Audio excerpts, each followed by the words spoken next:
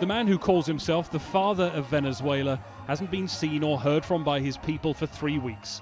There is a feeling that the clock is ticking for one of the world's most controversial leaders. Hugo Chavez's ministers have shuttled back and forth to the hospital in Cuba, where he's being treated for complications after a 4th cancer operation in 18 months. At home, the maneuvering over who and what will succeed him has begun.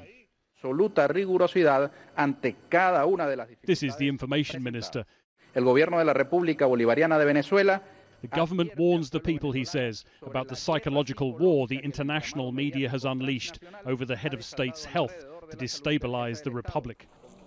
But it seems unlikely we'll see Chavez doing this, being sworn in again on schedule. Hugo Chavez Frias.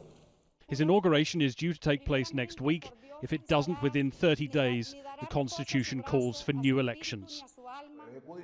The man Chavez has anointed as his successor, Vice President Nicolas Maduro, accused the opposition of lies and manipulation, a campaign to try to create uncertainty.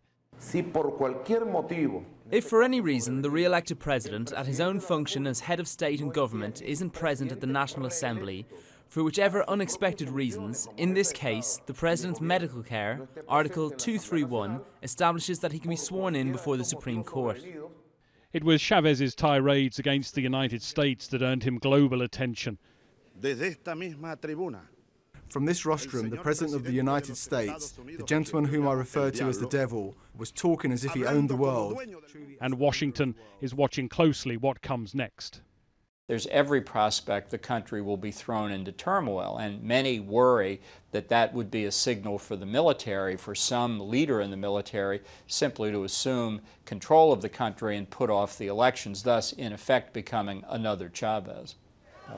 But those who dealt with Chavez believe the people want to continue down the path he chose. The vast majority of Venezuelans who remember what life was like before when they had nothing, I think will want to carry on with this program of reform.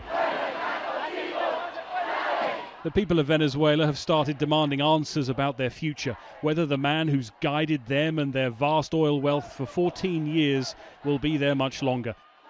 Inside and outside of Venezuela, they're positioning themselves in case he's not. Greg Milam, Sky News, Washington.